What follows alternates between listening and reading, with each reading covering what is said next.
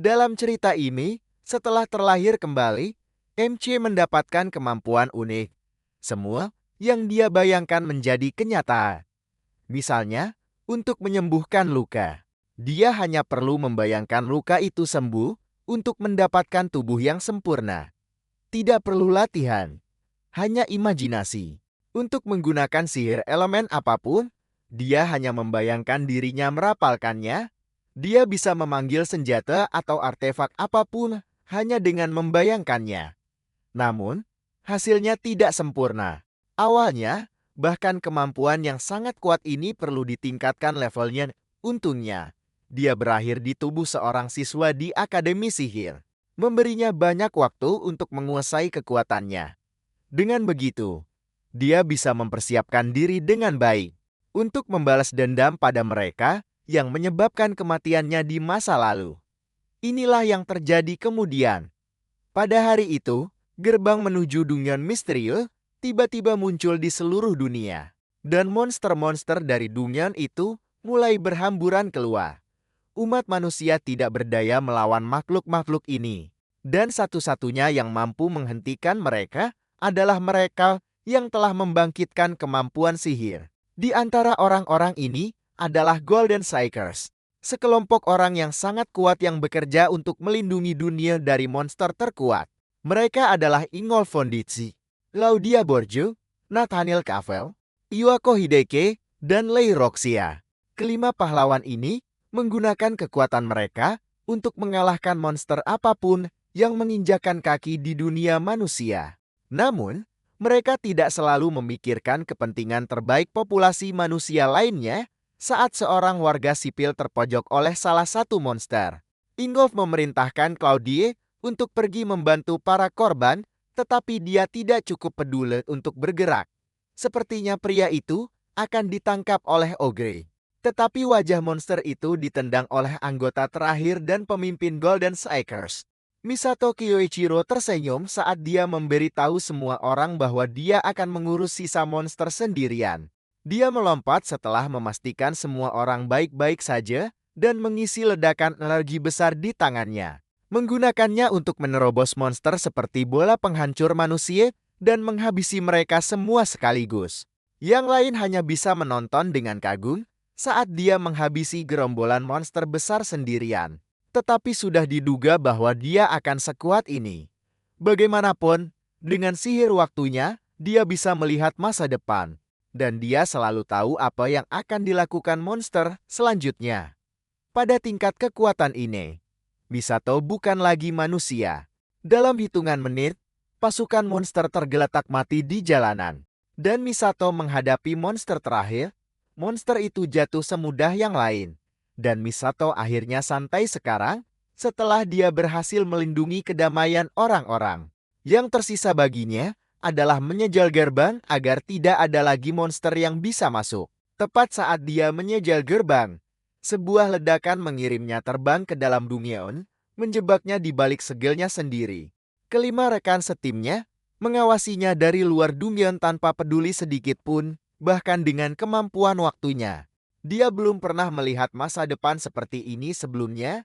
Dia berjalan ke Segel dan bertanya kepada mereka, apakah mereka semua terlibat dalam rencana mengerikan ini dan mengapa mereka melakukan hal seperti ini padanya?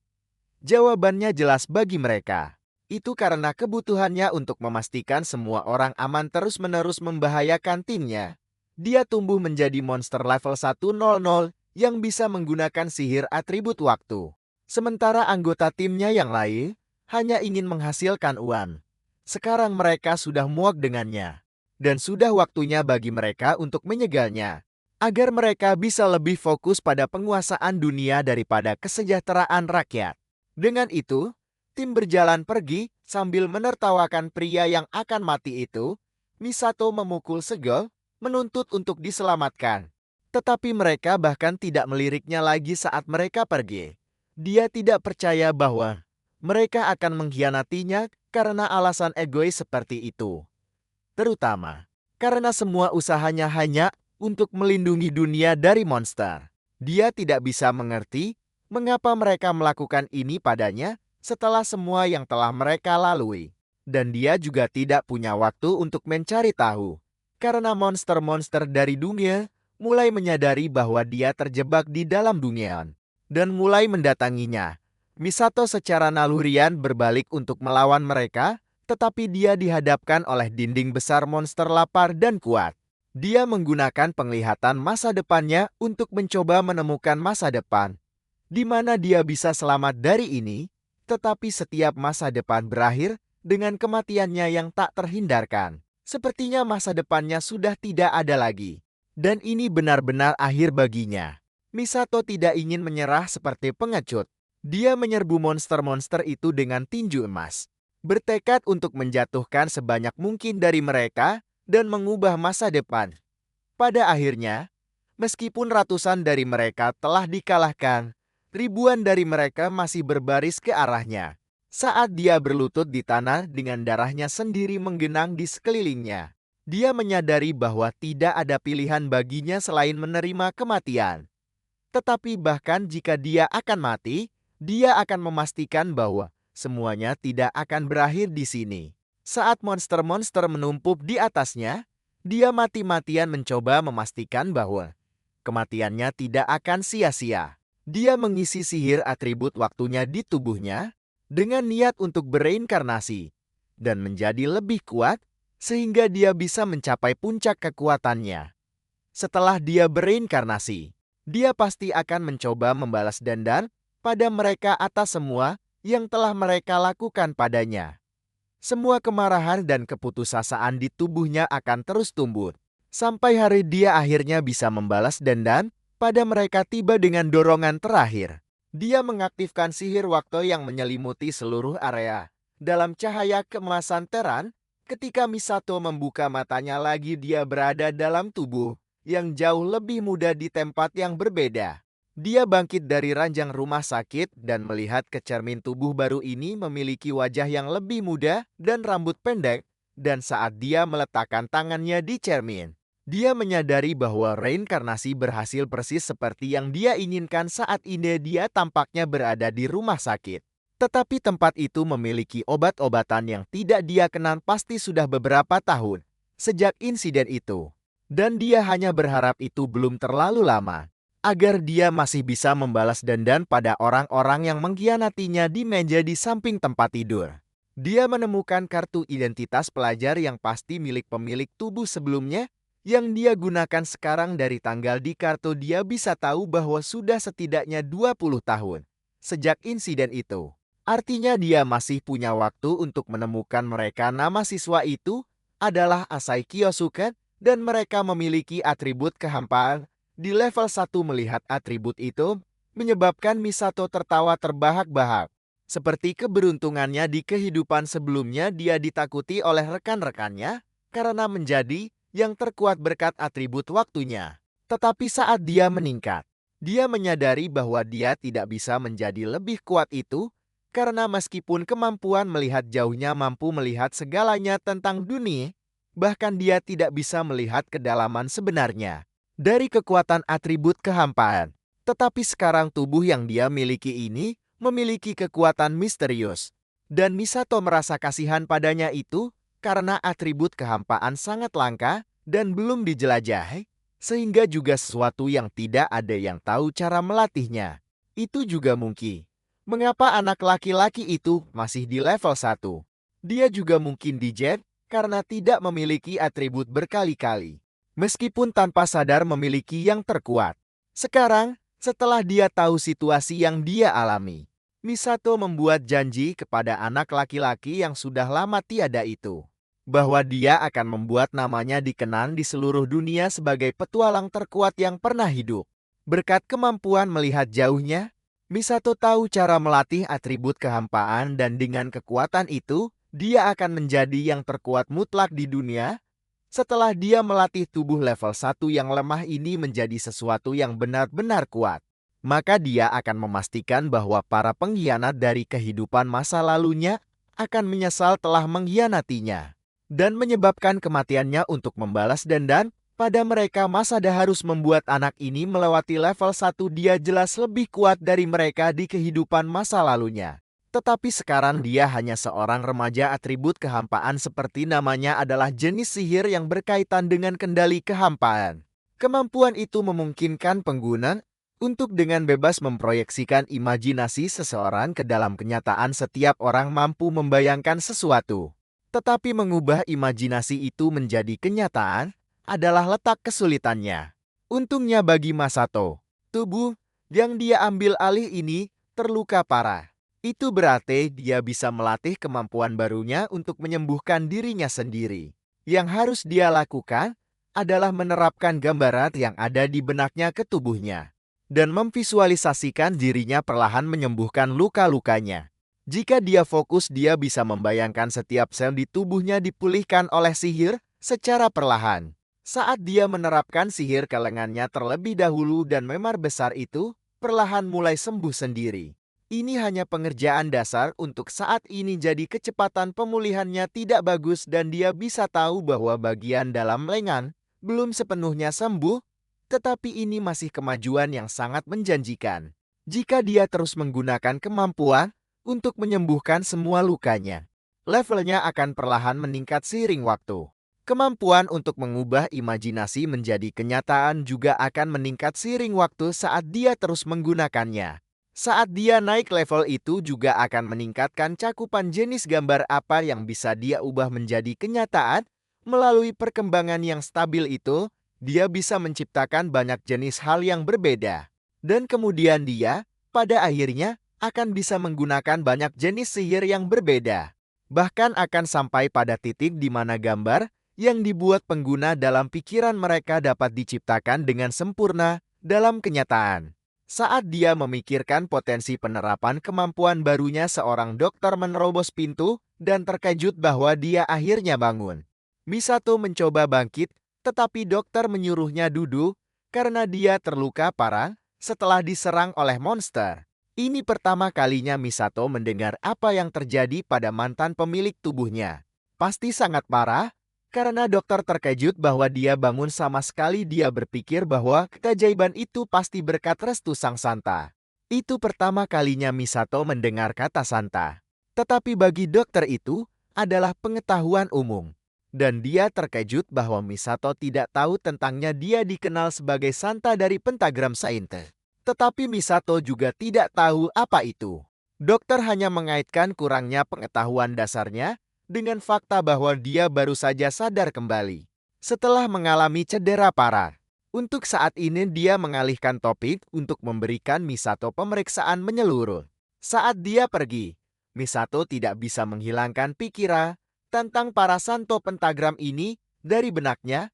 Mungkin mereka adalah salah satu klan atau petualang yang muncul dalam 20 tahun terakhir. Sementara dia fokus untuk menaikkan level, dia juga perlu memahami apa yang telah berubah selama 2 dekade terakhir. Dia mengambil remote dari meja samping tempat tidur dan menyetel ke stasiun baru. Secara kebetulan sedang memutar program khusus tentang bencana Dungeon kelas Triple H yang terjadi 20 tahun lalu.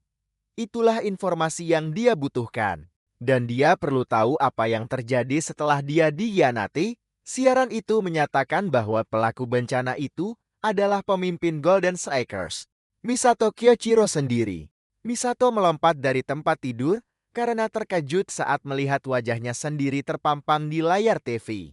Dia tidak tahu apa yang mereka bicarakan dan terus mendengarkan. Rupanya berita yang beredar adalah dia meramalkan bencana yang akan datang, tetapi menolak untuk memberitahukannya kepada siapapun. Sebaliknya dia berencana untuk memanfaatkan kekacauan yang akan melanda dunia untuk mengambil alih dan menguasainya. Untuk menghentikan ini, anggota Golden Strikers lainnya berkumpul dan melawannya. Untuk mencegah hal ini terjadi setelah mengalahkan Masato, anggota Golden Strikers yang tersisa menamai diri mereka sebagai pentagram Sainte. Dan setelah pertempuran sengit, mereka menyegel Dungeon dan menyelamatkan dunia.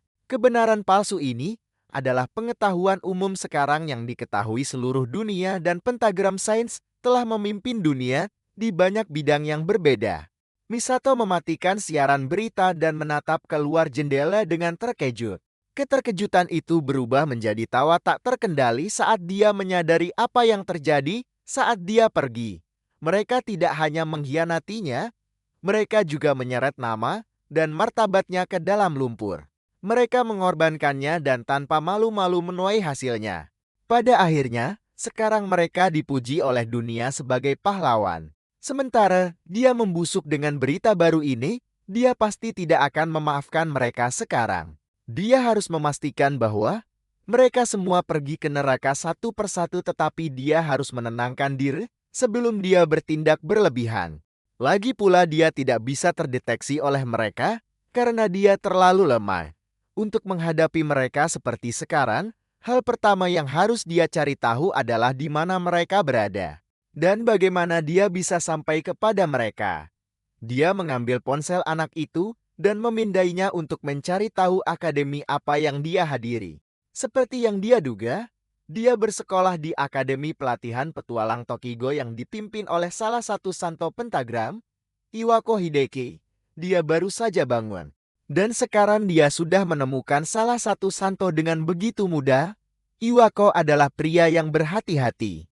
Dan dia bukan tipe orang yang akan menunjukkan kelemahannya begitu saja. Di samping itu, perbedaan level mereka terlalu besar. Mengalahkannya seperti sekarang ini hampir tidak mungkin. Untuk saat ini dia harus fokus untuk menaikkan levelnya dan menjadi lebih kuat. Dia tidak bisa melakukan apa-apa di level 1, tetapi begitu dia tumbuh ke rentang yang dapat diterima, maka dia akan memastikan bahwa Iwako adalah target pertama. Beberapa minggu berlalu dan akhirnya Misato pulih sepenuhnya dan bersiap untuk keluar. Dokter tidak percaya bahwa dia pulih begitu cepat. Meskipun dia terluka parah, dia mulai berpikir bahwa Misato sekali lagi diberkati oleh Santa, tetapi MC kita memotongnya sebelum dia bisa menyelesaikan kalimat itu.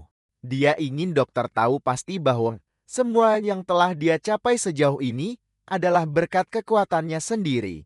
Dengan itu dia meninggalkan rumah sakit mengucapkan selamat tinggal kepada dokter untuk terakhir kalinya. Saat dia berjalan keluar sekarang, setelah dia selesai dengan persiapan dasar untuk rencananya, dia siap untuk membawa segalanya ke level berikutnya.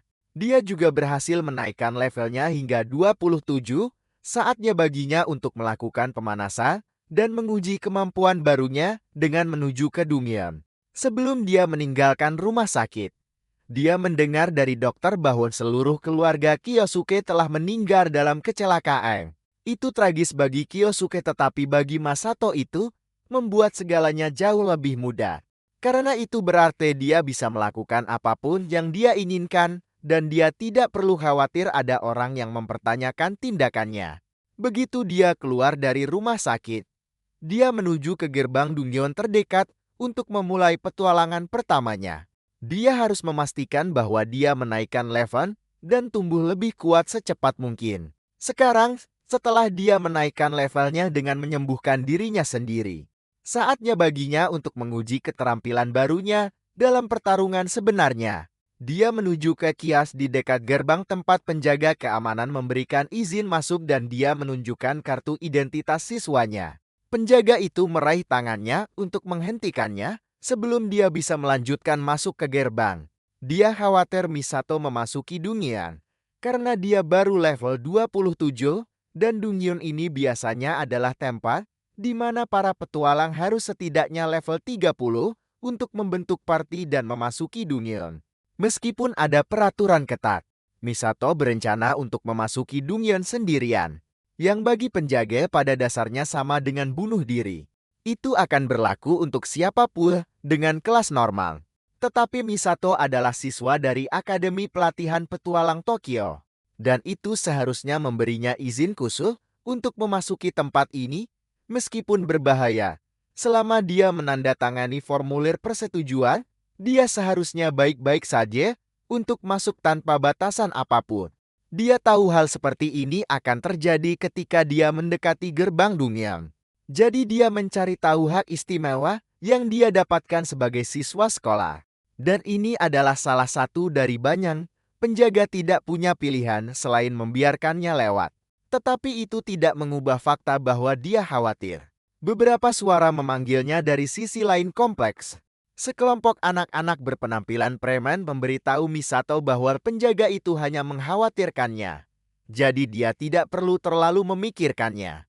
Lagi pula dia hanyalah seorang siswa lemar yang bahkan belum lulus dari akademi, jadi dia harus tahu tempatnya. Misato hanya melirik mereka sekali sebelum dia berbalik dan bertanya kepada penjaga di mana dia harus menandatangani. Dia membubuhkan tanda tangannya dan pergi untuk memasuki Dongyeon. Setelah memastikan tidak ada masalah lagi, penjaga melihat MC kita pergi lalu memanggil anak-anak tadi dan menyuruh mereka masuk ke Dongyeon. Dan mengikuti Misato, dia tidak bisa menerima kenyataan bahwa membiarkan seorang anak masuk ke sana tanpa perlindungan pada dasarnya adalah bunuh diri. Awalnya mereka mencoba berdebat dengan penjaga karena mereka tidak bersedia mempertaruhkan nyawa mereka untuk seseorang yang hampir tidak mereka kenal. Tetapi pemimpin di antara mereka menghentikan teman-temannya agar tidak membuat keributan besar. Ini mungkin akan menjadi baik bagi mereka pada akhirnya jika tidak ada yang mengawasi mereka di dalam Dongyeon. Maka mereka bisa masuk ke sana dan melakukan apapun yang mereka inginkan. Bahkan jika sesuatu yang mengerikan terjadi di sana, tidak akan ada masalah atau konsekuensi. Teman-temannya segera mengerti apa yang dia bicarakan, dan mereka dengan senang hati bergegas masuk ke Dongyeon. Untuk mengikuti Masato, sekarang mereka bisa membalasnya karena bersikap nakal kepada mereka dan mencoba menjelajahi Dongyeon yang seharusnya jauh di atas levelnya. Penjaga dengan riang mengirim mereka, sama sekali tidak menyadari niat sebenarnya mereka. Ini bukan pertama kalinya mereka melakukan ini. Mereka membunuh orang-orang yang masuk ke Dongyeon, lalu menyalahkan monster. Berkat itu, mereka bisa mengisi kantong mereka dengan banyak uang dan tidak ada yang lebih pintar tentang hal itu. Dengan pemikiran itu, mereka terus mengejar Misato. Tetapi setelah 10 menit berlari, mereka masih belum berhasil menyusulnya. Dongyeon itu adalah jalan lurus, sehingga tidak mungkin mereka kehilangannya. Dan pada titik ini, mereka tidak tahu bagaimana dia bisa sejauh itu. Akhirnya mereka berhasil menyusulnya, dan mereka melihatnya dikelilingi oleh dinding monster. Awalnya mereka berpikir bahwa mereka tidak perlu membunuhnya, dan monster akan mengurusnya untuk mereka. Tetapi Misato membuktikan mereka salah dengan menggunakan sihir api yang dikombinasikan dengan sihir angin untuk membunuh semua monster dalam hitungan detik. Mereka terkejut dengan fakta bahwa dia berhasil membunuh begitu banyak monster yang diturunkan peringkatnya sekaligus. Tetapi mereka juga lebih tertarik pada tetesan jarahan besar yang berasal dari monster. Jika mereka menjual jarahan itu, maka mereka bisa hidup nyaman setidaknya selama 6 bulan. Punggung Misato masih membelakangi mereka. Jadi mereka berpikir bahwa dia belum menyadari keberadaan mereka. Ini adalah waktu yang tepat bagi mereka untuk melancarkan serangan dan membunuhnya agar mereka bisa mendapatkan jarahan langka itu. Ketiganya bergerak dan mengepungnya, lalu serentak mereka melepaskan sihir mereka padanya. Misato akhirnya berbalik dan memberi mereka perhatiannya. Dengan terampil menghindari semua serangan mereka tanpa membuang sedetik pun. Dia sudah terbiasa dengan hal-hal semacam ini dari kehidupan masa lalunya, tidak peduli era apapun. Selalu ada sampah yang mencoba mengambil apa yang menjadi milik orang lain, karena dia menghindari semua serangan jarak jauh mereka. Salah satu dari mereka mengisi bola api dan mendekat untuk menjatuhkan Misato dengan pukulan yang diperkuat sihir. Misato lebih cepat, bagaimanapun, dan mengisi tinjunya dengan es yang dia gunakan untuk memukul penyerang tepat di perut dan mengirimnya terbang kembali ke teman-temannya. Preman itu dijatuhkan dalam sedetik dan dibiarkan membusuk di belakang sementara Misato berbalik dan mendekati yang lain yang sekarang meringkuk ketakutan. Dalam kehidupan barunya ini, dia tidak akan semurah hati seperti dulu. Dia berencana untuk menghancurkan siapapun yang menghalanginya dan kemudian menggunakannya sebagai batu loncatan untuk mencapai tujuan berikutnya tanpa ragu-ragu. Segala sesuatu yang akan dia lakukan mulai sekarang adalah demi balas dendamnya. Dengan para preman yang sudah diurus, Misato meninggalkan Dongyeon sepenuhnya tanpa cedera. Tetapi hilangnya anak-anak itu menyebabkan seorang guru dari akademi datang untuk memeriksa apa yang terjadi. Pria itu adalah bawahan Iwako Yoichitsuda. dan dia mendapat kabar bahwa salah satu muridnya masuk ke dungeon sendirian. Alih-alih menemukan muridnya berjuang, dia malah menemukan 3 petualang pemburu pemula tergeletak mati di tanah. Tetapi tidak ada petunjuk untuk menjelaskan apa yang sebenarnya di Dulan. Dia melihat statistik barunya sekarang setelah dia berhasil menyelesaikan dungeon. Berkat menyelesaikan dungeon peringkat D, dia bisa naik level dan menguji sihir kehampaannya pada saat yang sama. Sekarang dia telah mendapatkan mantra baru bernama Info Obscurity yang memungkinkannya tidak hanya mengambil levelnya, tetapi juga menghapus catatan masuk dungeonnya. Berkat itu, dia bisa menghapus petunjuk apapun dari dungeon peringkat D yang bisa mengarah kembali padanya. Sekarang setelah dia beralih dari itu, besok adalah hari pertamanya di akademi, dan dia perlu mempersiapkannya. Dia melihat-lihat ponsel Kyosuke dan melihat beberapa pesan yang belum dibaca dari orang-orang yang jelas-jelas mengganggunya dan memeras uang darinya melalui kekerasan. Itu dengan sempurna menjelaskan apa yang telah dialami Kyosuke dan bagaimana dia sampai pada keadaan menyedihkan itu. Keesokan harinya dia pergi ke sekolah, dan saat dia berjalan melewati gerbang depan, dia disambut oleh seorang gadis lucu yang sepertinya mengenalnya. Ini adalah teman sekelasnya Asahikaran. Dan dia berlari mendekat untuk menanyakan kabarnya setelah dirawat di rumah sakit. Sepertinya terlepas dari perjuangannya, Kyosuke memiliki orang-orang yang mengkhawatirkannya saat mereka berdua berbicara. Sekelompok pengganggu datang untuk menghadapi Kyosuke. Mereka menggodanya karena menjadi seseorang tanpa atribut. Dan mereka jelas menyadari fakta bahwa dia nyaris lolos dari kematian. Ini kemungkinan besar adalah orang-orang yang mengiriminya pesan ancaman malam sebelumnya. Pemimpin preman mendekati mereka dan menuntut Kyosuke untuk membayar karena mereka selalu harus melindunginya. Dan jelas bahwa ini akan mengarah pada perkelahian. Karen berdiri di depannya dan mencoba menghentikan para preman, mengingatkan mereka bahwa Kyosuke baru saja keluar dari rumah sakit. Meskipun dia mencoba berani untuknya, tangannya yang gemetar adalah tanda jelas bahwa dia ketakutan. MC kita menyadari ini dan berdiri di depannya, meyakinkannya bahwa dia akan baik-baik saja.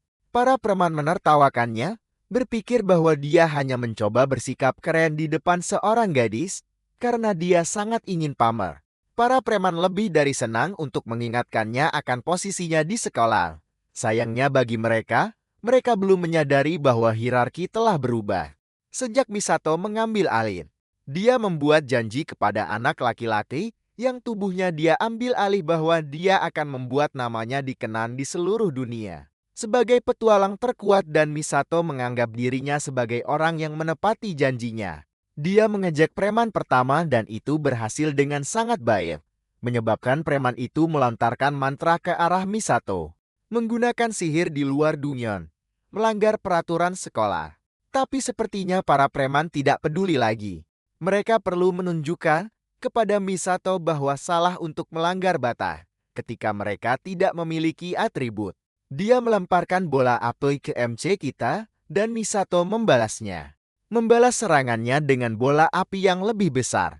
Kedua serangan itu bertabrakan menghasilkan ledakan besar sementara para preman bertanya-tanya kapan Kyosuke mendapatkan kemampuan untuk menggunakan bola api. Misato nyaris tidak terpengaruh oleh serangan yang lebih lemah.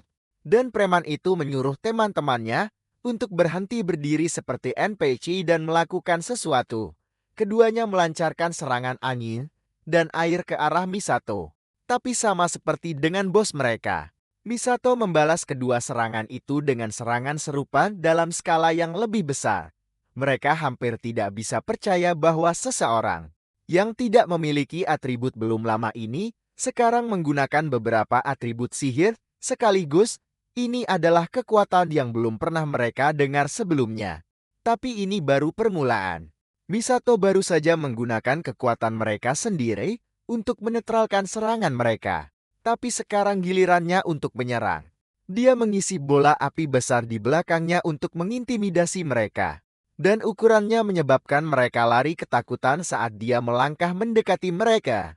Misato meraih yang terdekat yang berteriak minta tolong saat dia mencoba melarikan diri. Lalu dia bertanya kepada anak laki-laki itu, apakah dia memberikan bantuan kepada Kyosuke saat dia membutuhkannya? Tanpa menunggu jawaban anak laki-laki itu, dia meraih wajahnya dan mengangkatnya sambil mengisi bola api besar di tinjunya. Dia tahu bahwa tidak perlu mendengar apa yang dikatakan pria itu, karena orang-orang seperti dia selalu berakhir mengatakan hal yang sama. Itulah mengapa tidak peduli apa yang dia ucapkan, itu tidak akan menghentikan tinju Masato menghantam wajahnya. Dengan itu dia melepaskan pukulan besar pada anak laki-laki itu, membuatnya terbang mundur, dan meninggalkannya tidak sadarkan diri di halaman akademi. Karen hampir tidak bisa percaya bahwa ini adalah Kyosuke yang sama dari sebelumnya. Tapi jelas bahwa sesuatu dalam dirinya telah berubah. Sekarang Kyosuke tidak akan lagi menjadi seseorang yang akan diganggu oleh orang-orang tidak penting. Dia akan mulai menapaki jalan untuk menjadi petualang terkuat. Sekarang setelah mereka melihat betapa kuatnya Misato, para preman mulai memohon-mohon nyawa mereka. Mereka menggendong teman mereka yang jatuh dan berjalan pincang keluar dari halaman. Masih terkejut oleh fakta bahwa Kyosuke tampaknya telah menjadi orang yang sama sekali berbeda setelah keluar dari rumah sakit. Misato menghela napas kecewa. Setelah semua pembicaraan, preman itu ternyata tidak sekuat yang dia kira. Dia berjalan bersama Karen ke dalam sekolah dan jelas bahwa semua siswa melihat apa yang dia lakukan di halaman. Mereka semua menatapnya dan berbisik satu sama lain. Saat dia lewat, Misato memperhatikan tatapan itu dan bertanya-tanya, apakah dia terlalu menonjol dengan pamer seperti itu. Saat dia berjalan bersama Karen, seseorang mencoba menerobos kerumunan untuk mendekatinya sebelum dia bisa masuk ke kelasnya. Itu Yoichitsuda dan dia mendekati Kyosuke untuk menanyakan beberapa pertanyaan. Sebelum kelas, Kyosuke tidak tahu siapa pria ini. Tapi dia terlihat seperti senior, pasti akan merepotkan untuk menghadapinya dan dia memutuskan untuk menolak ajakan untuk mengobrol. Dia berbalik dan mengatakan bahwa mereka tidak bisa bicara sekarang karena kelas akan segera dimulai. Tapi Yoichi tidak akan menerima jawaban tidak. Dia memperkenalkan dirinya sebagai pemimpin Beating the Chat yang merupakan klan yang dibuat oleh kepala sekolah Iwako untuk sekolah. Itu langsung menarik perhatian Kyosuke. Dan tangannya membeku saat dia hendak membuka pintu. Melihat bahwa dia telah mendapatkan perhatian MC kita, dia bertanya lagi apakah Kyosuke bersedia untuk mengobrol singkat dan meluangkan sedikit waktunya. Karena konteksnya telah berubah, Kyosuke dengan senang hati setuju untuk mengobrol dengan seniornya. Mereka menemukan tempat terpencil untuk mengobrol dan Yoichi langsung ke intinya. Dia bertanya kepada Kyosuke, jika dia adalah orang yang mengalahkan para petualang yang ditemukan tewas di dunia peringkat D, MC kita pura-pura bodoh.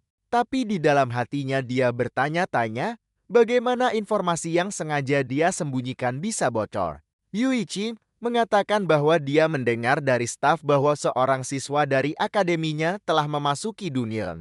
Dan dia masuk untuk menyelidiki. Dan di dalam dunia, dia menemukan mayat para kriminal terkenal yang dikenal karena memburu pemula. Selain itu, bahkan belum sampai 10 menit yang lalu Kyosuke menggunakan beberapa atribut untuk melawan sesama siswa. Meskipun semua itu benar, cara Yoichi menyajikan buktinya berarti dia tidak benar-benar tahu spesifik dari sihir MC kita, dan dia juga tidak punya bukti bahwa dia benar-benar yang mengalahkan para petualang pemula itu. Yoichi menjadi lebih agresif dan memerintahkan Kyosuke untuk mengaku dan mengakui apa yang dia lakukan. Tapi MC kita tetap tenang dan memberitahunya bahwa pagi ini dia hanya bertindak membela diri. Jadi dia tidak sepenuhnya tahu apa yang terjadi. Lalu dia merogoh jaketnya dan mengeluarkan kartu identitas siswa yang dia ubah untuk menunjukkan level palsu.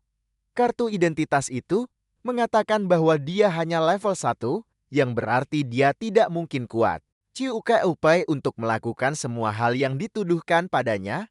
Selain itu, dia juga memiliki atribut Void yang dikenal sebagai atribut yang tidak berguna, yang sama saja berarti kamu tidak punya sihir. Fakta bahwa Kyosuke hanyalah orang biasa dan membuang-buang waktu Yoichi membuatnya marah dan dia berbalik untuk pergi, meminta maaf karena memanggilnya tanpa alasan. Sebelum dia pergi, dia memperingatkan Kiyosuke untuk menghindari bertindak mencurigakan agar dia tidak membuat masalah bagi para seniornya. Kiyosuke memperhatikan seniornya pergi dengan senyuman. Sepertinya dia telah menemukan seseorang yang akan bermanfaat bagi rencana masa depannya. Jika dia bisa mengendalikan Yoichi, maka senior itu bisa mendekati Iwako tanpa kepala sekolah menjadi curiga. Hal berikutnya yang harus dia lakukan adalah mencari cara untuk menjadikan Yoichi pionnya. Ini adalah waktu yang tepat baginya untuk menguji mantra eksperimental yang telah dia siapkan selama beberapa waktu. Sementara itu, Yoichi Hai pergi menemui kepala sekolah Iwako untuk memberikan laporan insiden tentang apa yang terjadi di Dungeon peringkat D. Iwako mendengarkan dengan diam sebelum mengingatkan Yoichi bahwa tidak biasa baginya untuk membuat kesalahan. Dia telah memperingatkan bawahannya beberapa kali bahwa dia harus berhati-hati dalam memilih siapa yang akan digunakan. Yoichi meminta maaf atas kesalahannya dan membungkuk kepada kepala sekolah, berjanji untuk mencoba menenangkan situasi secepat mungkin. Iwako berjalan mendekati bawahannya. Saat dia terus membungkuk dan mengingatkannya bahwa jika diketahui bahwa dia bekerja dengan petualang yang memburu pemula, maka dampaknya juga akan sampai kepada kepala sekolah yang merupakan seorang santo pentagram.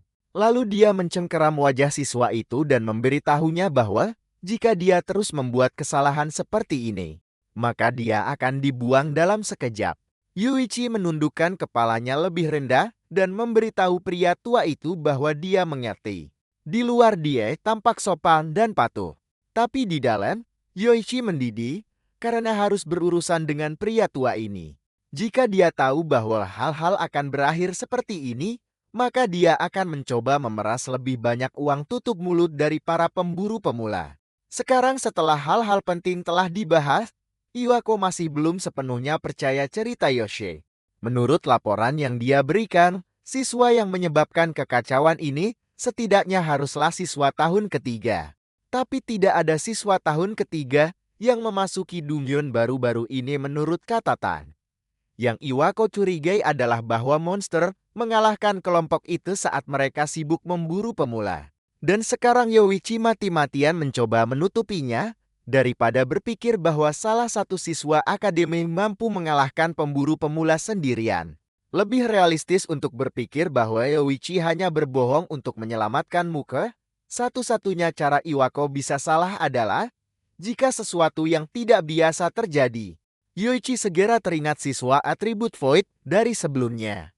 Dia bertanya kepada Iwako apakah mungkin atribut unik terlibat dalam kekacauan ini. Meskipun masuk akal, itu juga sangat tidak mungkin. Dan Iwako tidak mempercayainya. Yoichi telah mendengar apa yang perlu dia ketahui dan dia memberitahu kepala sekolah untuk menyerahkannya padanya. Dia akan mencari tahu akar masalahnya dan menanganinya dengan cepat, dan dia tahu bahwa Kiyosuke adalah tempat dia harus memulai. Keesokan harinya, sekelompok siswa sedang menjalani kursus pelatihan di sebuah dungeon. Mereka semua melepaskan sihir mereka pada monster-monster di dungeon. Tapi beberapa di antaranya terlalu kuat dan melompati siswa untuk menyerang mereka. Para siswa lari ketakutan saat Yoichi berlari melewati mereka dan meledakkan monster itu dari belakang dengan sihir yang kuat, menyebabkannya jatuh ke tanah.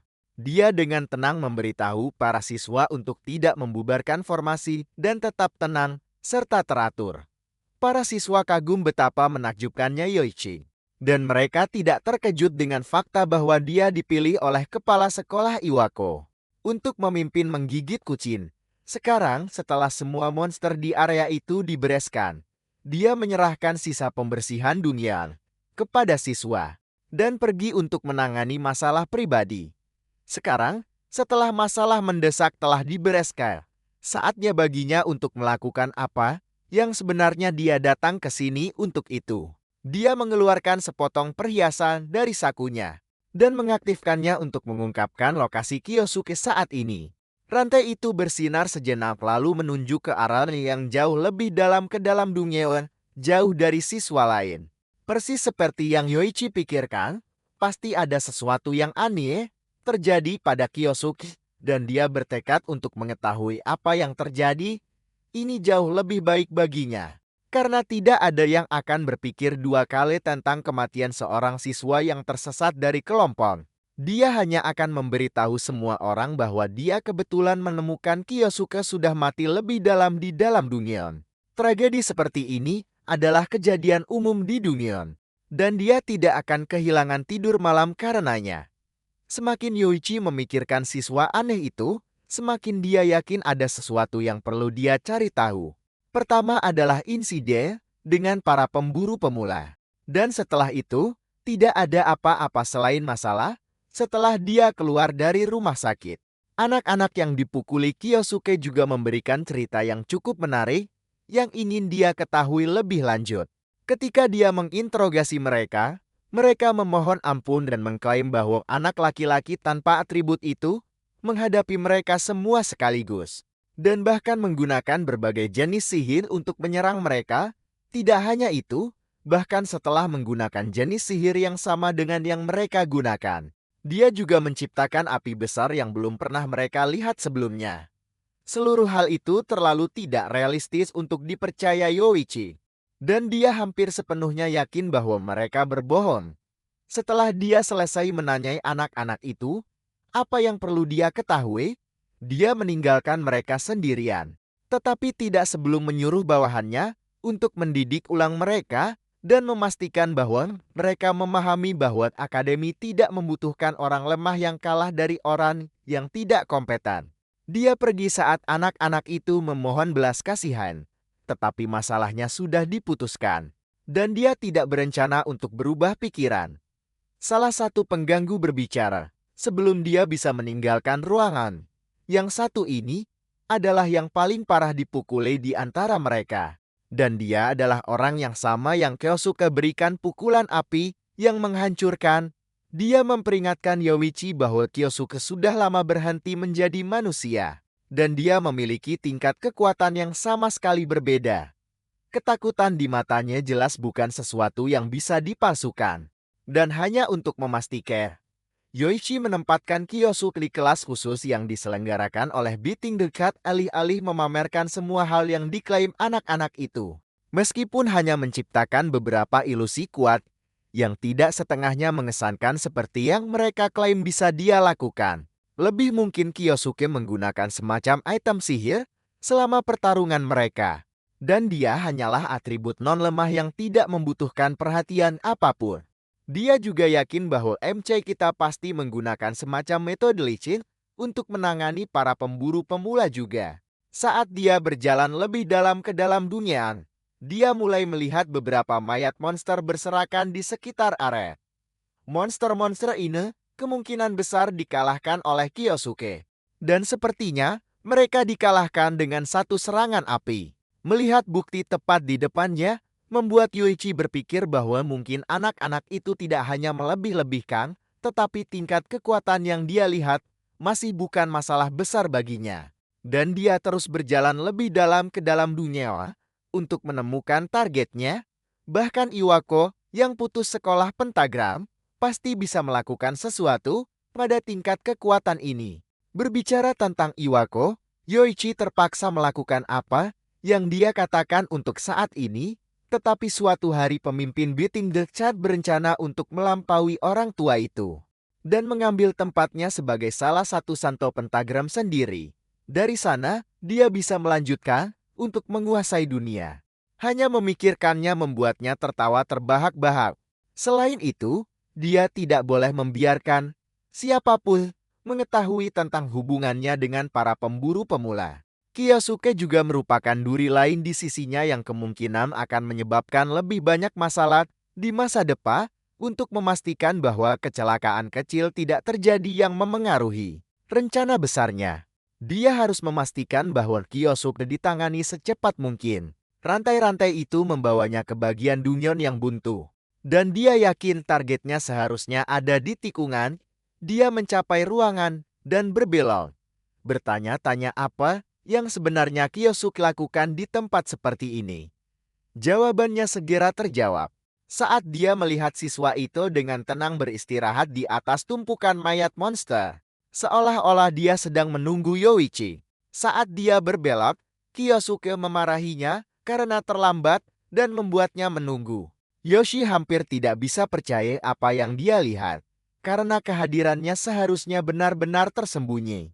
Tetapi jelas bahwa Kyosuke dengan sabar menunggunya selama ini. Pikirannya mulai berpacu saat dia bertanya-tanya bagaimana Kyosuke berhasil menyadari kehadirannya. Tetapi MC kita menirukan pikirannya dengan sempurna. Sebelum dia bahkan selesai memikirkannya, selain menjadi kuat hingga tingkat yang tidak diketahui. Sepertinya MC kita bahkan bisa membaca pikiran sekarang. Itu masalah lain bagi Yoichi untuk dikhawatirkan. Saat dia mencoba mencari tahu siapa yang dia hadapi. Tanpa alasan untuk bersembunyi di sudut lagi, Yoichi keluar dan langsung bertanya kepada Kyosuke apa sebenarnya dia.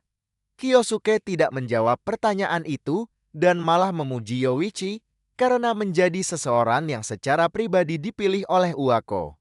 Tetapi kemudian dia juga mengatakan bahwa prestasi itu bukanlah sesuatu yang harus dia anggap sebagai masalah besar. Cara dia memburu para pemula dan memeras uang dari mereka adalah tindakan pengikut, sama seperti mentornya Iwako. Itu adalah sesuatu yang tidak boleh diketahui siapapun, tetapi jelas bahwa Kyosuke sudah memahami seniornya. Kemudian MC kita melompat turun dari tumpukan mayat untuk menghadapi seniornya secara langsung. Dia tahu bahwa Yoichi tampaknya menikmati menyiksa orang lain. Tetapi itu hanya karena dia tidak pernah mengerti bagaimana rasanya diburu. Sekarang dia telah memutuskan untuk menentang Kyosuke. MC kita akan dengan senang hati mengajarinya bagaimana rasanya diburu. Dan pada akhirnya dia akan menggunakan sihirnya untuk membuat Yoichi menaruh. Setelah semua yang dia lihat hari ini, Yoichi bisa memastikannya sendiri. Kyosuke telah menjadi seseorang yang sangat berbahaya, yang tidak bisa dia abaikan. Dia mengaktifkan pedang dengan sihir api dan bersiap untuk bertarung dengan siswa yang kuat itu. Demi ambisinya, dia akan melakukan yang terbaik untuk mengalahkan Kyosuke dengan segala cara. Tanpa membuang waktu sedetik pun, Yoichi mendorong Tanan ke arah MC kita, menyerangnya dan melepaskan serangan yang menghancurkan. Kyosuke menghindarinya dengan mudah dan dia sama sekali tidak terkesan dengan tingkat keterampilan Yoichi yang lemah. Kemudian, dia membalas serangan itu dengan mengisi bola api di tangannya dan mengirimkannya kembali tepat ke Yoichi. Siswa senior itu memotong api dengan pedangnya dan dia juga tidak terkesan dengan tingkat keterampilan Kyosuke.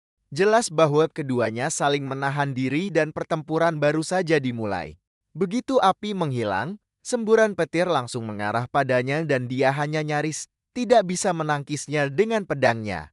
Kemudian beberapa duri tajam muncul dari tanah di bawahnya tetapi dia mampu memotong semuanya dalam sekejap dengan beberapa serangan pedang tajam. Itu menegaskan bahwa Kyosuke benar-benar mampu menggunakan beberapa atribut sihir sekaligus. Sepertinya ada sesuatu yang gila terjadi dengan sihir void-nya yang belum pernah dia dengar sebelumnya. Saat dia berbicara, Kyosuke melesat di belakangnya dengan pedang es dan mencoba menusuk dari belakang, tetapi Yoichi nyaris cukup cepat untuk beraksi tepat waktu dan menangkisnya. Sekarang tiba-tiba senior itu terdesak, dan dia didorong mundur oleh Kyosuke yang jauh lebih kuat dan lebih cepat. Sekarang pemimpin Beating the Cat mulai kesal. Sejak Kyosuke muncul entah dari mana, dia tidak melakukan apa-apa selain menghalangi rencana Yoichi. Kyosuke tidak tahu apa yang dia bicarakan, karena dia bahkan tidak tahu apa rencana senior itu. Rencananya sangat sederhana. Dia suatu hari ingin menjadi orang yang melampaui Iwako. Setelah melakukan itu, dia akan mengambil tempat Iwako sebagai salah satu pentagram saintis. Kyosuke tidak tahu mengapa dia memilih Iwako karena ada pentagram sains lainnya. Tetapi alasannya juga sederhana. Itu karena Iwako adalah pentagram sains yang putus sekolah. Jika Yoichi berencana menjadi pentagram sains, maka masuk akal baginya untuk menargetkan yang terlemah, dan begitu dia berhasil menjadi salah satu dari mereka, maka dia akan mendapatkan hak untuk menguasai dunia. Kyosuke sama sekali tidak terkesan dengan rencana yang sederhana dan tidak menarik itu. Dia pikir Yoichi mungkin sudah lebih dulu mencapai Iwako, tetapi sepertinya senior itu hanya memiliki ambisi yang menyedihkan. Tidak perlu baginya untuk khawatir tentang seseorang yang begitu tidak berarti mengambil tempatnya sebagai orang yang akan membunuh Iwako. Kritik yang tidak diinginkan itu membuat Yoichi marah, dan dia menyerang MC kita dengan semangat baru. Dan keduanya berbenturan dengan pedang masing-masing. Yoichi hanya menginginkan kekuasaan dan uang. Dan wanita mudah diakses dalam hidupnya. Dia menginginkan jenis kekuasaan di mana tidak peduli seberapa banyak dia menginjak-injak orang lain. Tidak ada yang bisa mengatakan apa-apa. Jika dia menjadi pentagram Sain, maka dia bisa melakukan apapun yang dia inginkan, dan dia bahkan mungkin mendapatkan kelemahan Sang Santa. Dan mungkin dia bisa terus mengklaimnya juga. Kyosuke lelah mendengar delusi lawannya yang haus kekuasaan. Dan dia bersiap untuk mengakhiri pertempuran ini sekali dan untuk selamanya. Dengan sentakan cepat pedangnya, dia membuat Yoichi terbang mundur dan kekuatannya cukup kuat untuk mematahkan pedang senior itu. Selain itu, berkat ocehan Yoichi yang tidak berarti, itu memberi Kyosuke cukup waktu untuk menyiapkan mantra sihir khusus. Yoichi meringkuk ketakutan saat Kyosuke mendekat dan menyuruhnya menari. Kemudian dia menempatkan telapak tangan dekat ke wajah Yoichi menggunakan sihir void-nya untuk merapal hipnosis absolut. Mantra itu membutuhkan sedikit usaha untuk menghancurkan semangat target terlebih dahulu, tetapi setelah diaktifkan, itu akan memungkinkan Kyosuke untuk memiliki kendali penuh atas keinginan Yoichi. Dia memerintahkan Yoichi untuk bangun dan dalam sekejap dia bangkit berdiri seperti zombie. Sepertinya mantra itu berhasil dan dia berhasil membuat Yoichi di bawah kendali penuhnya. Kemudian dia memberi perintah kepada boneka barunya untuk fokus menyelesaikan misi dunia demi kelas. Kemudian nanti dia akan mendapatkan instruksi lebih lanjut tentang apa yang harus dilakukan selanjutnya. Akhirnya, Kyosuke menyuruhnya untuk kembali menggunakan nada normalnya karena nada bicaranya saat ini terlalu robotik. Dengan itu Yoichi kembali. Tetapi dia sekarang sepenuhnya di bawah kendali Kyosuke. Saat pria itu berjalan pergi, Kyosuke tersenyum licin sebelum berjalan pergi untuk kembali ke kelompoknya. Saat dia berjalan melalui Dungyeon, dia ditemukan oleh Karen yang telah mencarinya selama beberapa waktu. Dia khawatir tentangnya karena dia tiba-tiba menghilang dari kelompok tanpa jejak. Kyosuke memasang senyum terbaiknya dan meminta maaf karena tiba-tiba menghilang. Dia memberitahunya bahwa dia baru saja pergi berbicara dengan Yoichi tentang sesuatu yang mengejutkannya karena dia tidak tahu bahwa dia dan Yoichi begitu dekat. Dan dia bertanya apa yang mereka bicarakan. Dia memberitahunya bahwa mereka hanya berbicara tentang bagaimana mewujudkan impian mereka, dan dia mendapatkan beberapa nasihat bagus. Nasihat itu begitu hebat, sehingga salah satu mimpinya sudah menjadi kenyataan. Percakapan mereka terganggu oleh kelompok siswa yang meninggalkan Dungyeon. Kelas khusus akan segera berakhir, dan semua siswa perlu melapor kembali ke kelompok sebelum mereka pergi. Karen berbalik untuk kembali ke kelompok dan menyuruh Kyosuke mengikutinya. Semuanya berjalan sesuai rencananya, dan sekarang dia berhasil mendapatkan pion yang tidak akan pernah dicurigai Iwako. Yoichi kembali untuk memberikan laporan kemajuan tentang bagaimana penyelidikannya terhadap orang yang menyerang pemburu pemula berjalan. Dia memberitahu Iwako bahwa siswa yang menyerang pemburu pemula sebenarnya adalah siswa dengan atribut unik seperti yang dia duga. Siswa itu adalah Asai Kyosuke. Dan dia adalah siswa tahun pertama dengan atribut void. Yoichi mengklaim bahwa dia menahan Kyosuke di lokasi penyiksaan yang biasa. Dan dia juga menginterogasi siswa tahun pertama untuk menggali informasi. Begitulah cara siswa tersebut mengaku menggunakan sihir multi-atribut yang menarik perhatian Iwako, dan dia bertanya apa yang Yoichi maksud dengan sihir multi-atribut. Spesifiknya saat ini tidak diketahui. Tetapi Yoichi meminta waktu lebih untuk mencari tahu rahasia tersembunyi apa yang dimiliki Kyosuke. Selain itu sudah lama sejak kepala sekolah memiliki waktu langsung dengan korban mereka. Yoichi bertanya kepada Iwako apakah dia ingin bertanggung jawab atas penyiksaan dan interogasi siswa tersebut. Hal semacam ini biasanya bukan sesuatu yang akan diperhatikan Iwako, tetapi sekali saja tidak akan buruk baginya. Sudah lama dia tidak menyiksa seseorang. Dan itu akan menjadi kesempatan bagus untuk membalas budi anak itu dengan murah hati atas semua masalah yang telah dia sebabkan kepada kepala sekolah dan Yoichi. Saat keduanya berdiskusi, telepon Iwako berdering dan dia menyuruh Yoichi pergi, meyakinkannya bahwa dia akan pergi ke gudang nanti untuk mengurusnya sendiri. Kemudian pria itu menjawab telepon dan disambut oleh suara wanita yang mengejek di sisi lain. Dia menyapanya dan berterima kasih karena telah memilih perusahaannya selama penawaran bahan pada hari sebelumnya. Iwako tidak siap mendengar nada soknya dan menyuruhnya berhenti berpura-pura. Orang di sisi lain telepon adalah salah satu Santo Pentagram dan CEO perusahaan Lai saat ini. Lai Roxia, dia berhenti berpura-pura seperti yang diminta dan mengingatkannya bahwa mereka berdua adalah mite karena mereka berbagi subsidi pemerintah yang indah. Iwako masih tidak dalam suasana hati untuk ejekan menjengkelkannya dan dia mencoba mengakhiri percakapan dengan mengatakan bahwa dia sibuk sekarang dan mereka bisa bicara di hari lain. Dia bertanya kepadanya bisnis apa yang mungkin dia miliki, karena dia memiliki pekerjaan mudah sebagai penguasa akademi yang terus-menerus mengisi kantongnya.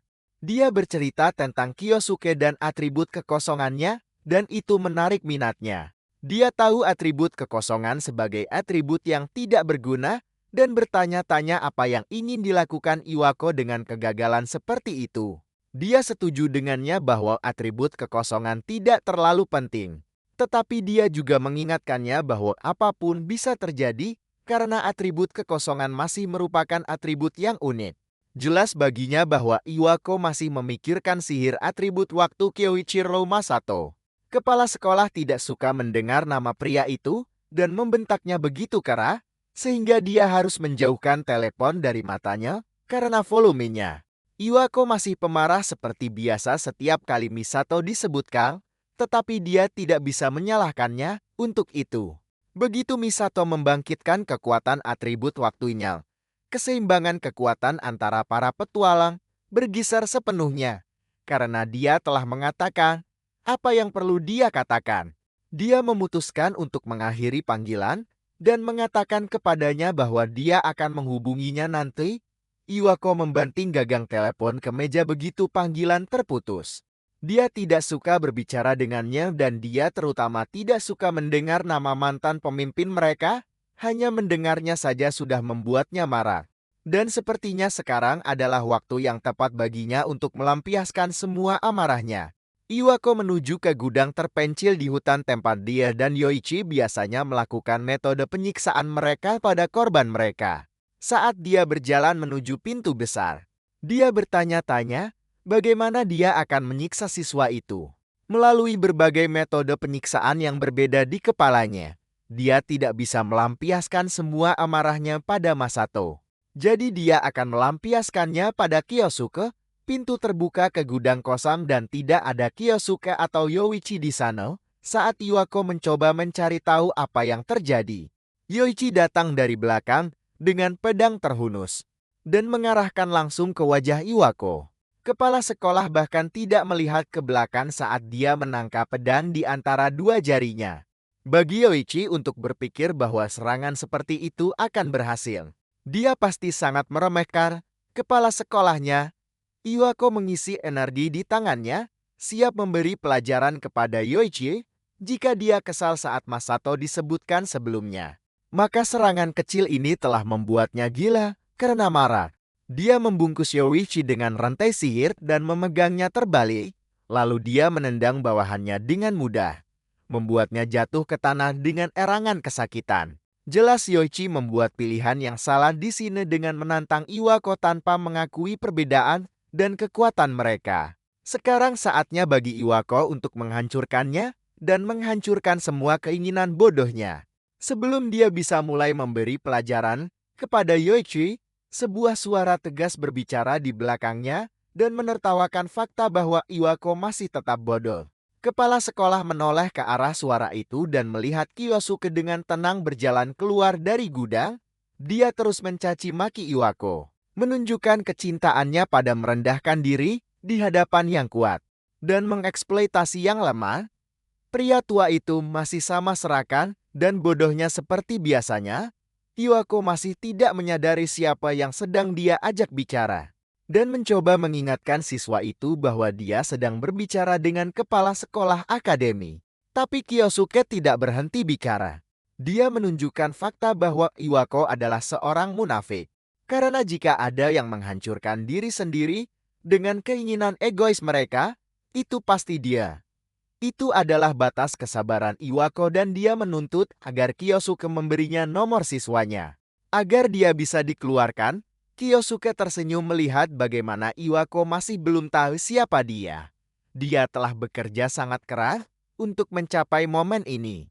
Dan sekarang akhirnya saatnya dia dan Iwako berbicara di antara mereka sendiri. Iwako masih tidak tahu siapa yang sedang dia ajak bicara.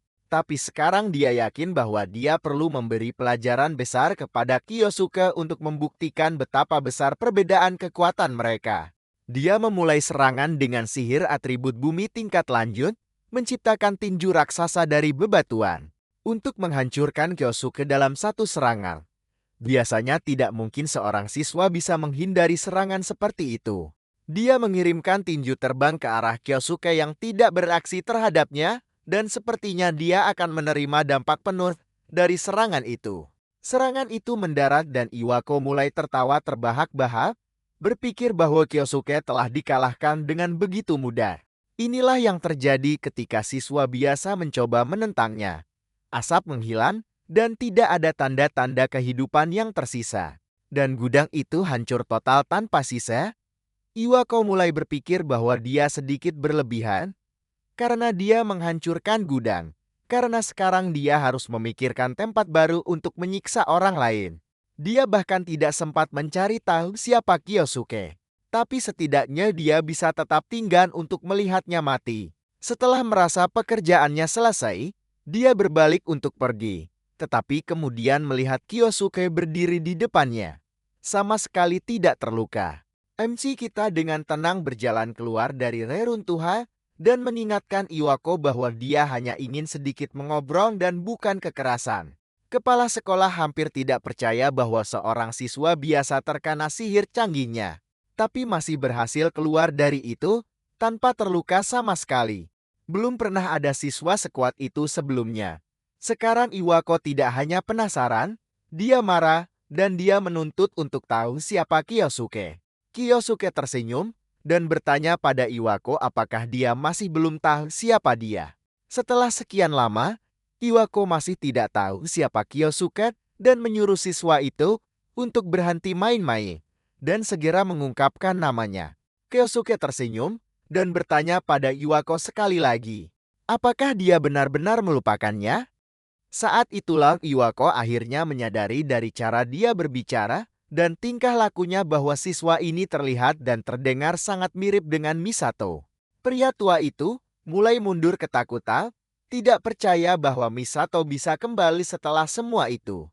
Pria itu pasti sudah mati dan dia memastikan itu dengan mengunci portal. Dia mulai berpikir bahwa semua ini pasti semacam sandiwara sakit yang dilakukan oleh Kyosuke dan dia menyuruh siswa itu untuk menghentikan pertunjukan.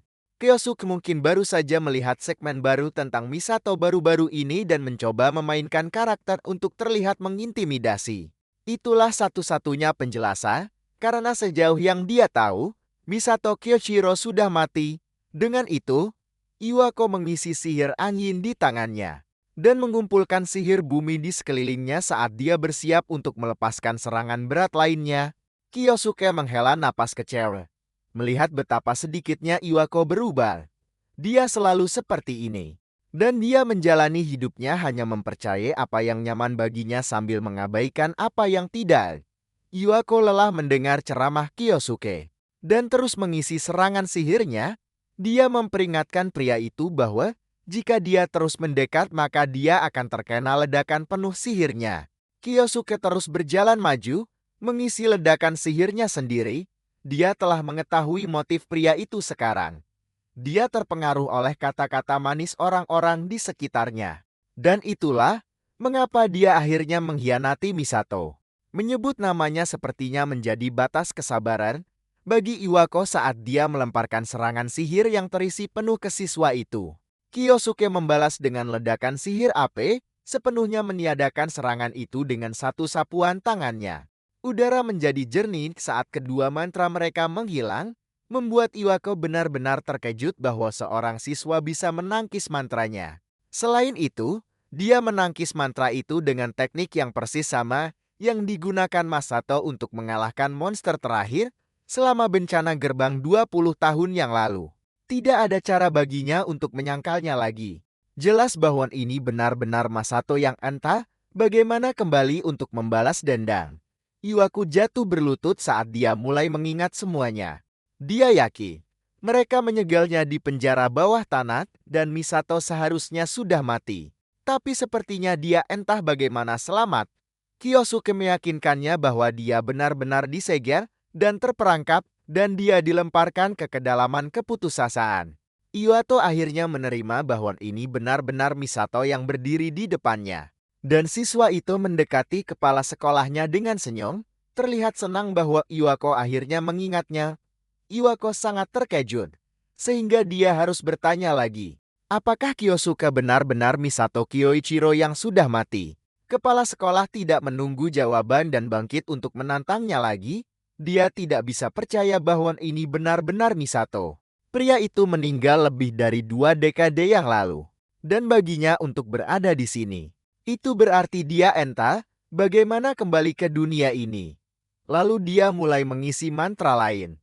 Kali ini untuk menjatuhkan Kyosuke untuk selamanya. Dia menembakkan lebih banyak serangan sihir berbasis angin ke siswa itu dan Kyosuke dengan mudah melangkah mundur, menghindari serangan itu sepenuhnya. Tapi Iwako tidak memberinya waktu untuk beristirahat dan mengirimkan tinju batu besar lainnya yang menghantamnya. Kyosuke masih berhasil dengan tenang menghindari serangan itu tanpa urgensi serius. Pada titik ini, Iwako semakin marah karena seorang bocah kecil berhasil menghindar dengan sempurna dan menghindari semua serangannya seolah-olah tanpa berkeringat. Dia harus mendapatkan keunggulan sesegera mungkin, karena bukan hanya pertarungan yang dipertaruhkan dalam pertempuran ini, tetapi juga harga dirinya. Dia adalah non-petarung selama waktunya sebagai pencari emas. Dan bahkan sampai sekarang, pentagram sains lainnya mengolok-oloknya karena betapa pengecutnya dia dulu. Tapi dia tidak membiarkan ejekan mereka menjatuhkannya. Dia telah memastikan untuk membuktikan bahwa dia tidak lemah berkali-kali dan baru-baru ini dia telah mengembangkan sesuatu yang pasti akan menunjukkan kekuatan sejatinya. Iwako mengangkat tangannya dan mengumpulkan sihir angin dan bumi di sekelilingnya, menyebabkan area di sekitarnya menjadi gelap. Saat sihir berputar di sekelilingnya, mantra yang dia siapkan ini adalah teknik rahasia yang membutuhkan waktu 20 tahun untuk diciptakan. Lebih banyak batu dan angin berkumpul di udara dan berputar di sekelilingnya, membangun serangan yang menghancurkan. Ini adalah hasil dari dia yang dengan setia mempelajari cara menggunakan sihir angin dan bumi secara bersama. Setelah mantra sepenuhnya diaktifkan, dia mengirimkannya terbang ke arah Kyosuke sekaligus. Beberapa tembakan kuat angin dan bumi terbang dari telapak tangannya, langsung menuju MC kita, dan mereka membelah udara sebelum menghantam tanah dan menyebabkan ledakan besar yang sepenuhnya menelan siswa itu. Pusaran sihir besar mereda dan Iwako mengambil napas sejenak. Ini adalah mantra sihir terkuatnya dan jelas membutuhkan banyak energi darinya untuk mengucapkannya. Debu mulai mereda dan sekali lagi tidak ada tanda-tanda Kyosuke dimanapun di antara puing-puing. Sepertinya Iwako berhasil unggul kali ini. Kyosuke tidak membalas yang berarti dia kemungkinan besar telah dikalahkan oleh mantra yang kuat itu. Iwako tertawa terbahak-bahak, senang, karena dia berhasil mengalahkan Masato Kyoichiro yang hebat sendirian. Dia mulai mengajak pria yang diduga sudah mati itu, bertanya, apakah dia benar-benar berpikir bahwa setelah 20 tahun, dia akan tetap menjadi pengecut yang sama seperti dulu di masa Golden Strikers. Tidak peduli seberapa kuat atribut waktu Misato, itu semua sudah berlalu. Dan sekarang Iwako adalah orang yang unggul, Dulu, ketika pertarungan besar terjadi dan Golden Strikers akan keluar untuk menyelamatkan dunia, yang bisa dilakukan Iwako hanyalah bersembunyi dan mengumpulkan jarahan untuk tim, tetapi waktu itu sudah 2 dekade yang lalu. Dan Iwako bukan orang yang sama seperti dulu, dia mengejek Kyosuke karena meremehkan kekuatannya. Dan melupakan bahwa setelah 20 tahun, kekuatan seseorang pasti akan meningkat seiring waktu. Wajar saja jika dia menjadi lebih kuat. Lagi pula, sekarang dia memiliki prestasi akhirnya mengalahkan Kyoichiro. Dia akan memastikan bahwa para Santo Pentagram lainnya tidak lagi bertindak sombong. Sekarang dia akan memulai pemerintahannya sebagai yang terkuat sejati di antara para Santo Pentagram. Sebuah suara memotong ocehan delusinya dan bertanya, apakah dia sudah selesai? Kyosuke keluar dari debui tanpa tersentuh sama sekali dan membersihkan kotoran ekstra dari tubuhnya. Setelah menerima begitu banyak serangan Anta, bagaimana dia sama sekali tidak terluka? Kyosuke sendiri setidaknya sedikit terkesan bahwa Iwako telah mampu menggunakan sihir sekuat itu. Itu hanya bisa diharapkan dari seorang pahlawan di era ini. Lagi pula, tetapi sekarang, setelah dia membiarkan Iwako bersenang-senang, giliran Kyosuke untuk melampiaskan amarahnya tanpa menahan diri pada Iwako.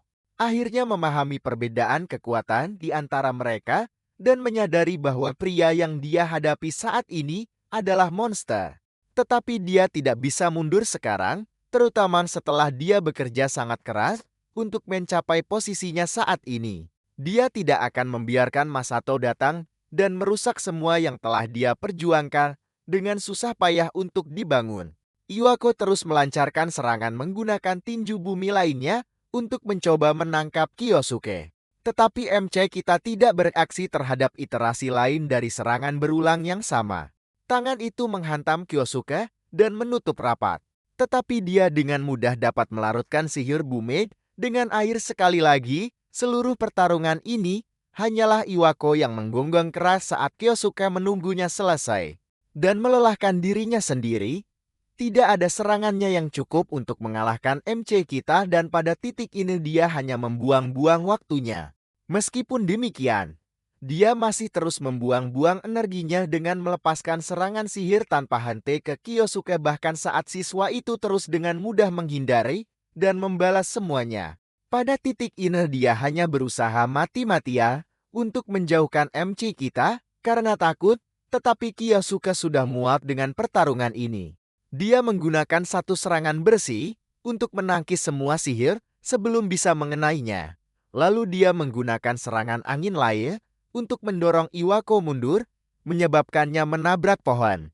Sebelum pria yang lebih tua itu bisa bangkit, Kyosuke mendekat dengan tinju yang diperkuat api, siap untuk menjatuhkan pria itu sekali dan untuk selamanya. Iwako menyadari bahwa tidak ada tempat lain untuk pergi. Dia meringkuk di depan Kyosuke, memohon ampun dengan putus asa.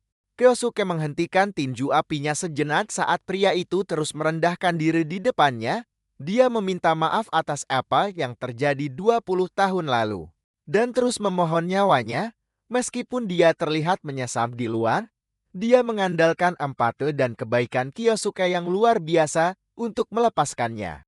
Jika dia memohon cukup keras, maka Kyosuke pasti akan membiarkannya pergi dengan kepalanya masih utuh, tetapi MC kita hanya menyuruhnya diam. Dia bisa melihat trik pria yang lebih tua itu dan tahu bahwa ini adalah metode yang sama yang mereka gunakan untuk menjebaknya saat itu. Tidak mungkin dia akan membiarkan apa yang terjadi terakhir kali terjadi lagi. Sepertinya Kyosuke sudah tidak bisa dibujuk lagi pada titik ini. Dan dia bersiap untuk mengakhiri pertarungan dengan cepat dengan menyalakan kembali tinju apinya.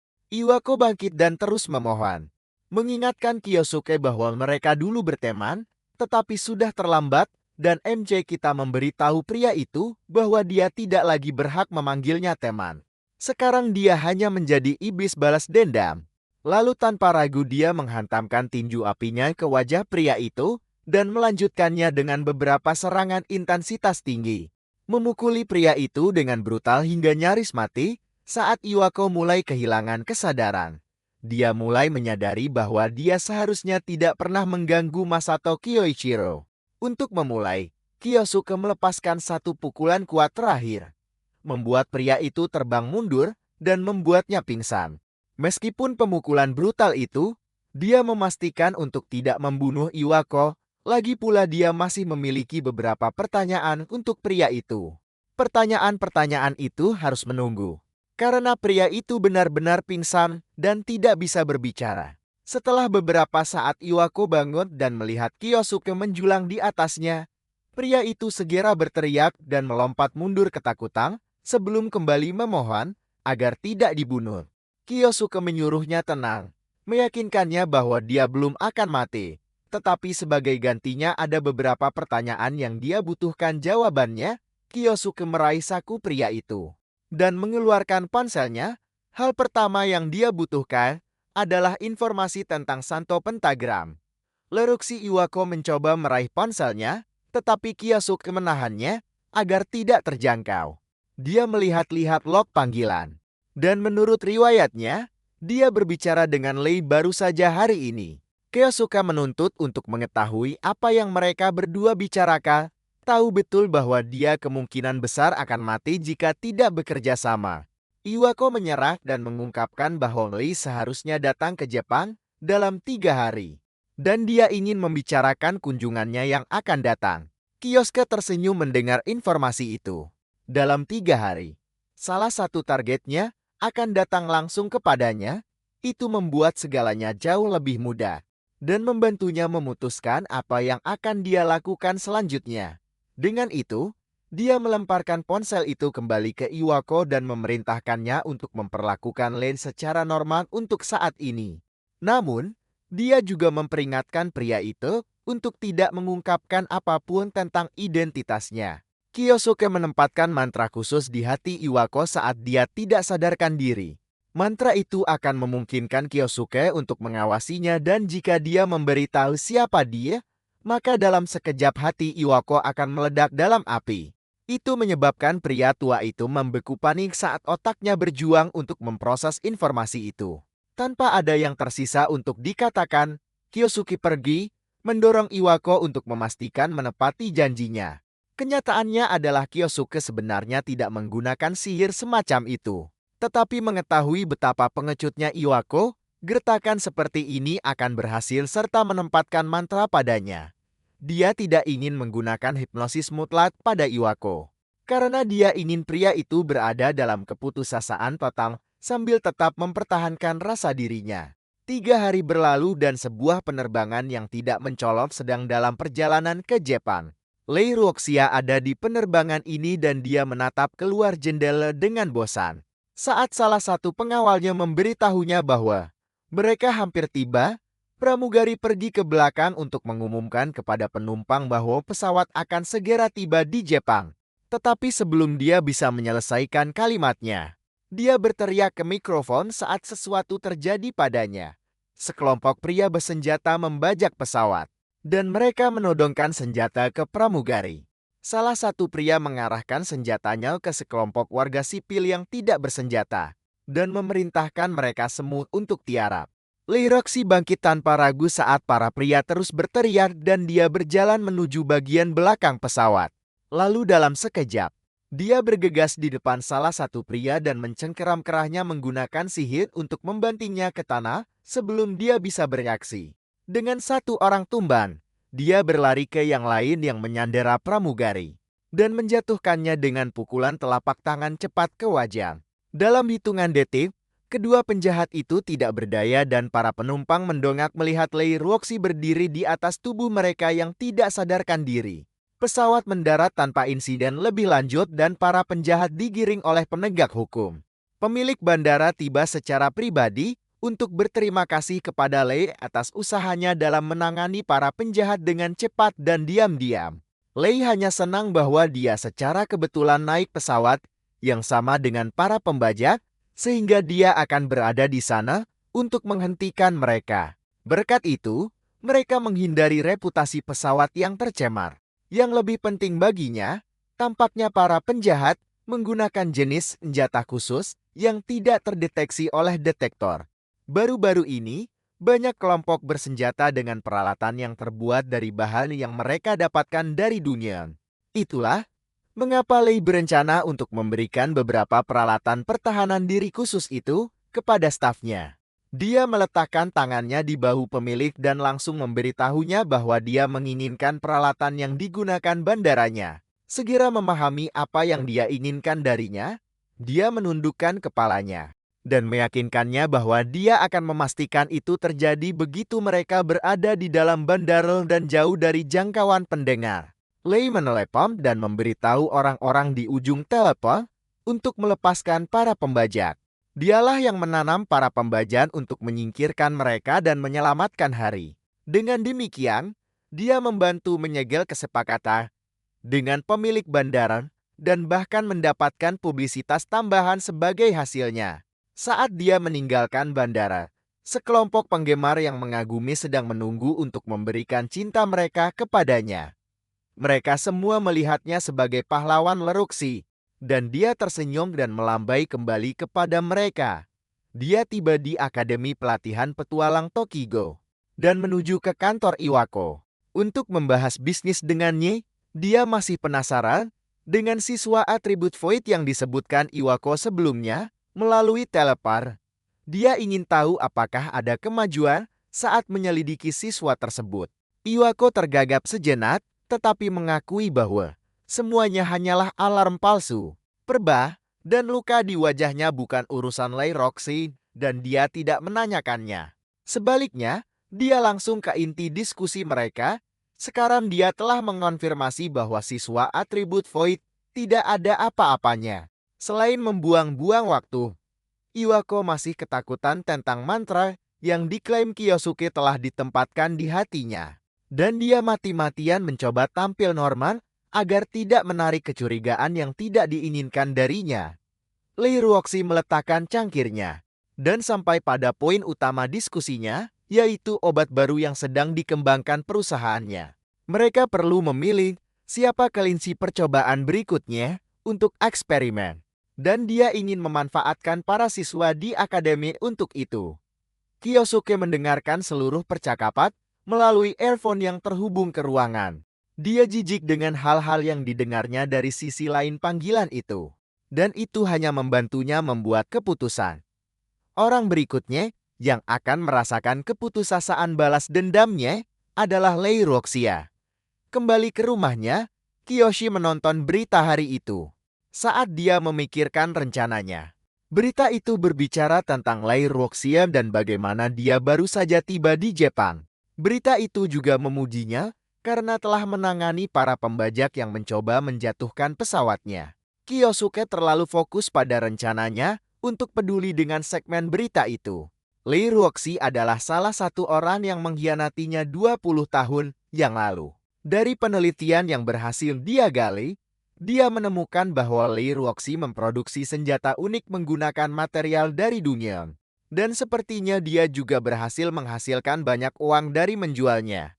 Namun, menilai dari percakapan yang dia lakukan dengan Iwako sebelumnya, kemungkinan besar dia menggunakan sekolah itu dan para siswanya untuk melakukan hal-hal buruk. Di permukaan, dia menampilkan dirinya sebagai pahlawan, tetapi di balik layar, dia memanfaatkan orang lain. Ini bukanlah sesuatu yang bisa Kiyosuke biarkan terjadi begitu saja di bawah hidungnya. Dia pergi ke sekolah sambil mencoba mencari tahu apa yang harus dilakukan.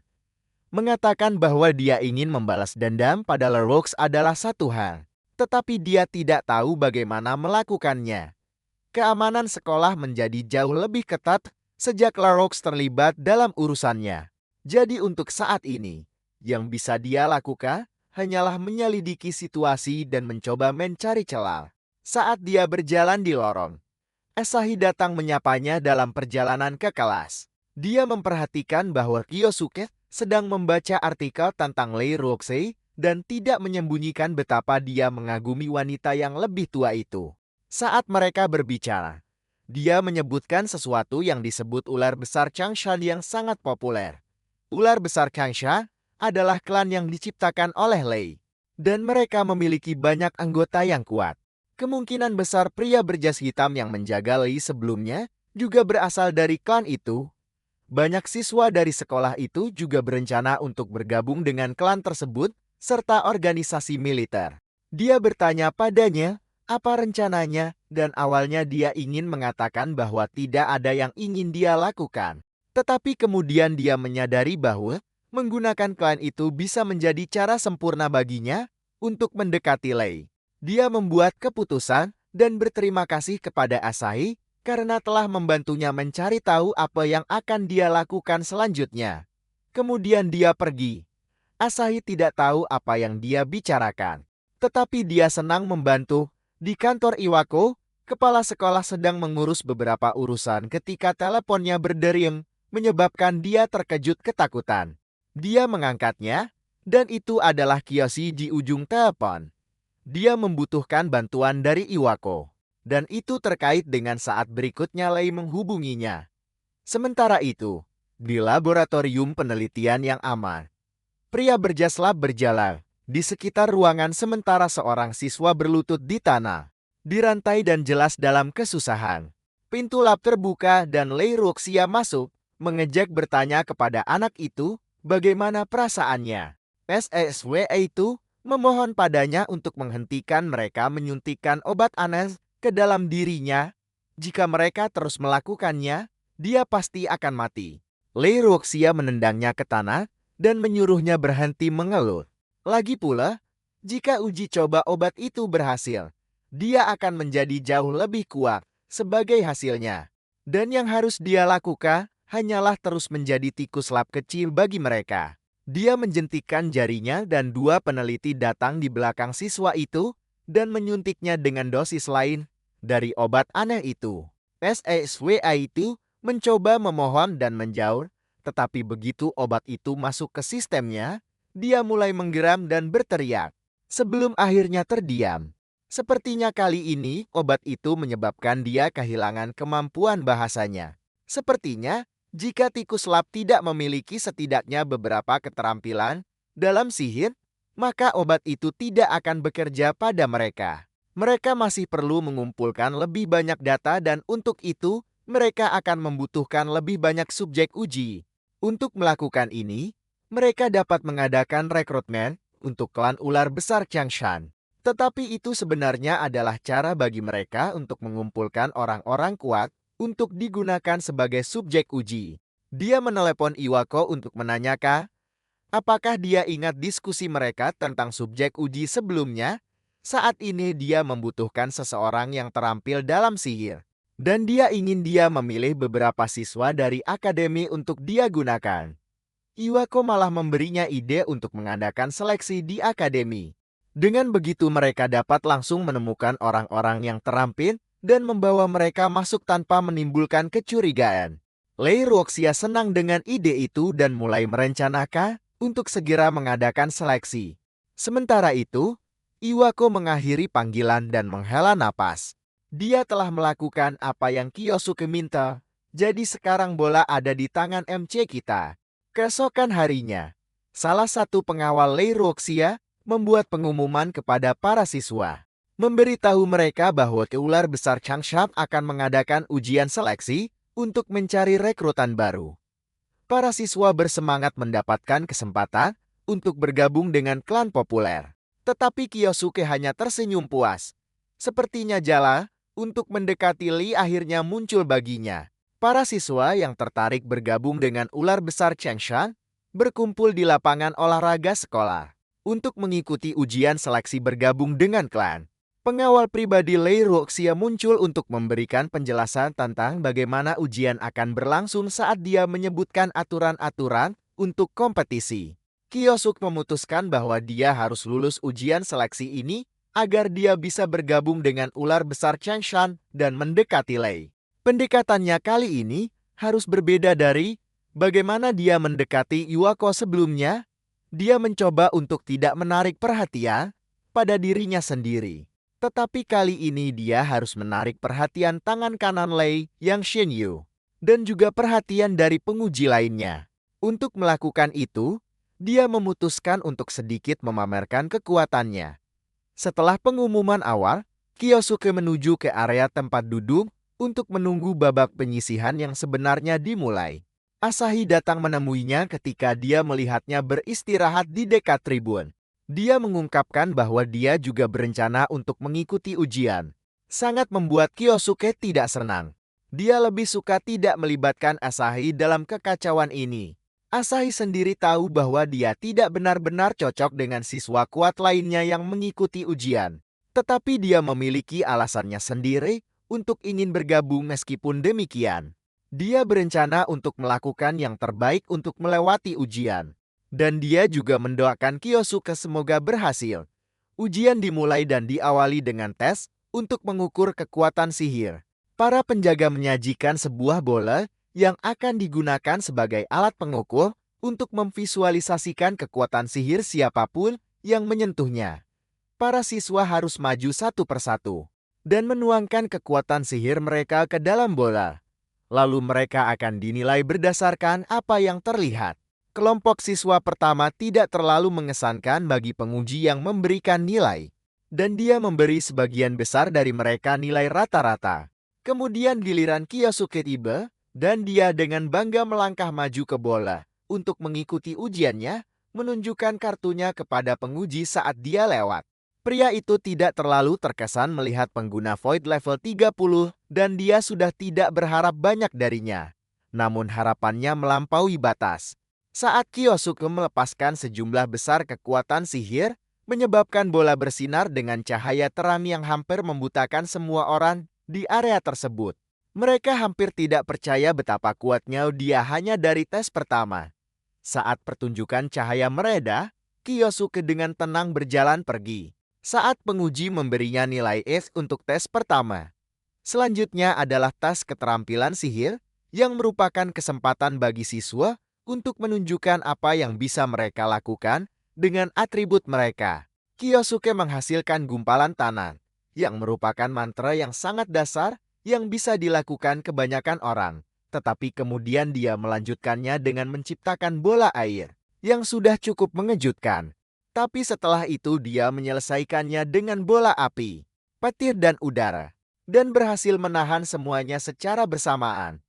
Itu semua adalah atribut dasar sihir yang dilemparkan dan dipertahankan pada saat yang bersamaan. Dan itu adalah prestasi yang belum pernah dilihat siapapun sebelumnya.